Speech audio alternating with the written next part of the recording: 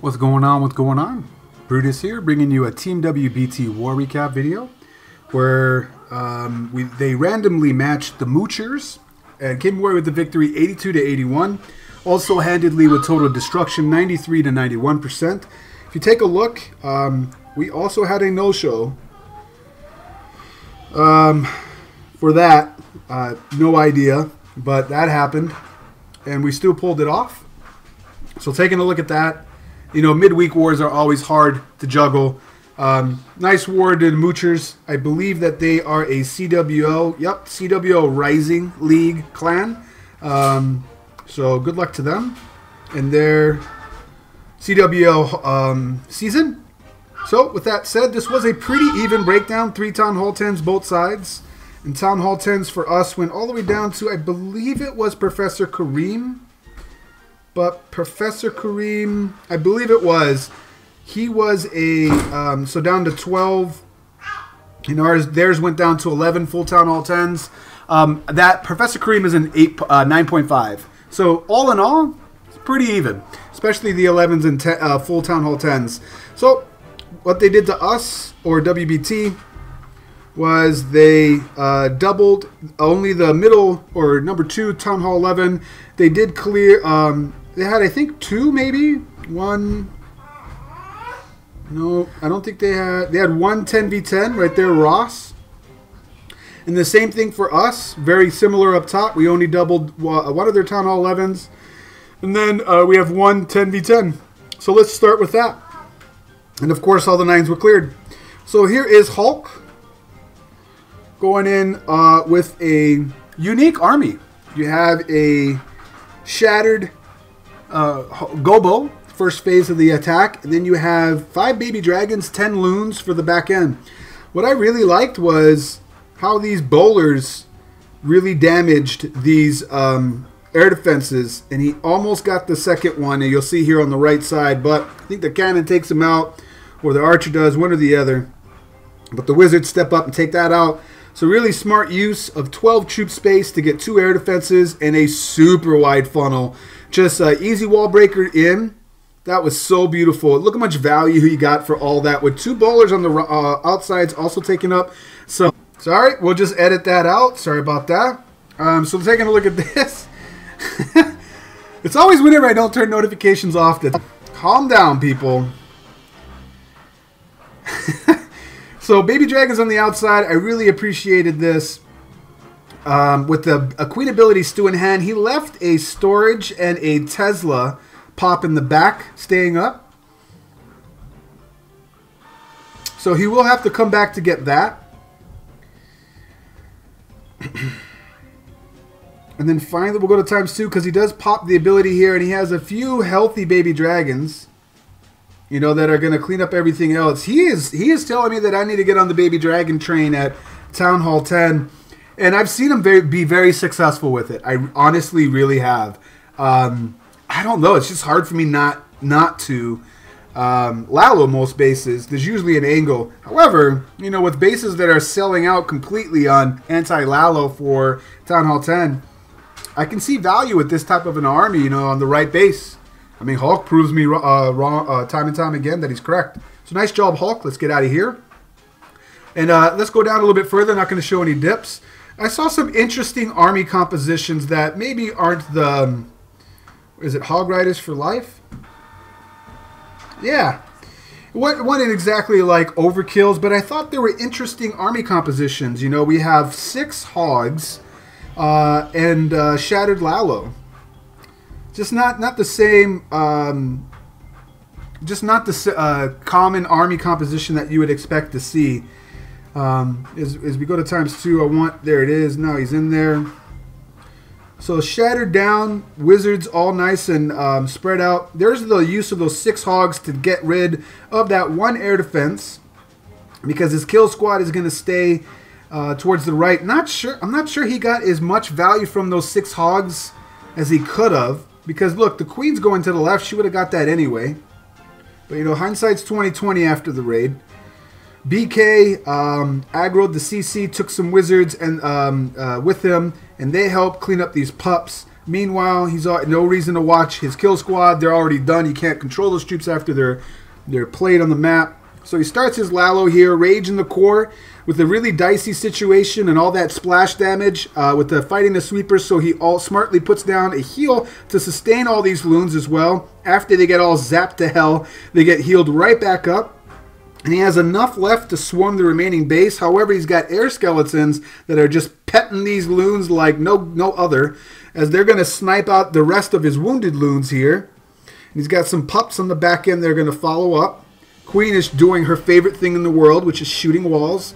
Go to ×2. There's no more pups left because those Larrys are just, they're savage. But Philip the Lava Pup here stays alive, the one little guy right here. And then finally, looks like the Queen's going to beat through here and finally get the last few defenses. And of course, he's got a laboratory at the bottom corner to get that. So not exactly the prettiest raid, but I just thought the army composition was interesting. Not sure the value was returned for those 6 hogs though. As we go up a little bit more, I believe it was Rinda Man. Nope, sorry about that. It was one more, not King Mikey. Oh, it's Osh, 88. Doing a Queen Walk, Lalo. One hog to pop the CC out. Oh, this thing is just screaming for a Lalo. I mean, I know they try to put the air defenses around like that to try to make it anti-Lalo. But sometimes it actually helps it. This would be one of those.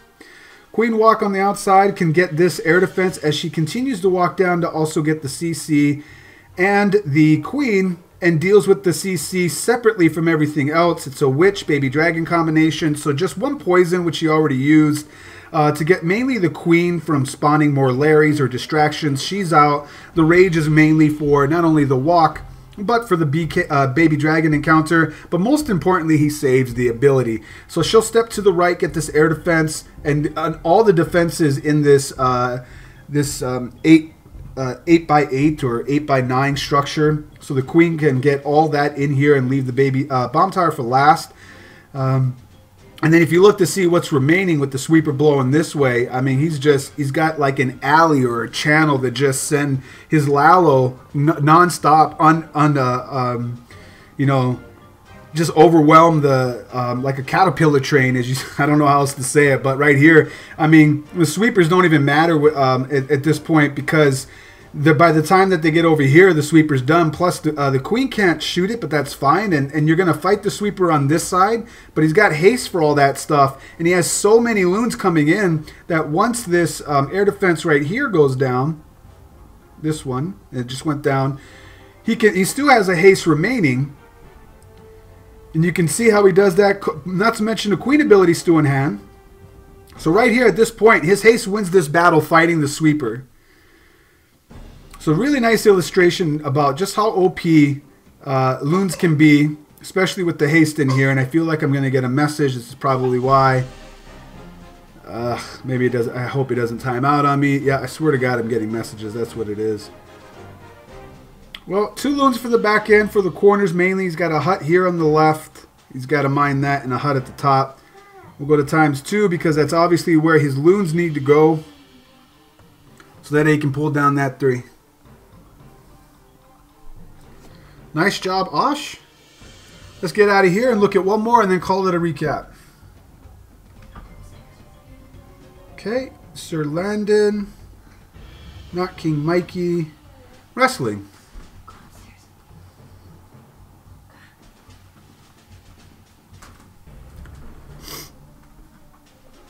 This is kind of a similar army composition that I've been rocking lately. You know, 3, well, he's doing a quad. I usually have been doing 1 golem. I've been doing a lot of cold blood lately, man. Especially no jump, just a rage and rage wall breakers in. I just really have been. It's like my good testing FC army for bases. But wall breakers in here, and actually he is doing a cold blood. He's bringing a max golem. Oh, nice job, buddy. Smart move. You know, I mean, with the way how overpowering Lalo is now, instead of bringing the max hound in the CC, if you're doing a cold blood, I just recently, in a previous live video I did, I just really saw the value in bringing a max golem. 2 extra levels on the golem, because you can get that much more out of your initial kill squad push. BK decides to go shopping, while the queen is left to deal with the enemy queen by herself. Ability is already used, but she does take it out, and as long as that goes down, the rest is just a done deal. Haste in the right spots around the splash damage of wizard towers. He loses 1 to that, but as they come over, he can use the heal to bring them all back up to healthy. I kind of have described using the heal that it's almost like bringing another hound, if it's used in the correct location at the right time for the right base. Of course, everything's base specific. But he keeps 2 goblins for cleanup, which is really smart because you have these high hit point storages, and the town hall, which is really high hit point, and all the storages on the outside. So that would fare a lot better on cleanup duty at the end of the raid, as you see that he's already started those goblins, than an archer would. But he does have archers just for these huts on the bottom right hand corners. He starts to sprinkle in those. Nice job, buddy. Overkilled that base wrestling. We'll go to ×2 because it's nothing but cleanup. Shoo. So, great war. Moochers are legit, man. They're a really good war team. They were a war clan, rather. They were very well organized, they attacked very well, and it went down to the last few attacks. It really did. It was a really fun war. So, good luck to them in their CWL season, and nice job to everybody over at Team WBT. Once again, it's Brutus reminding you, you got to be better than a double, and I will check you next time.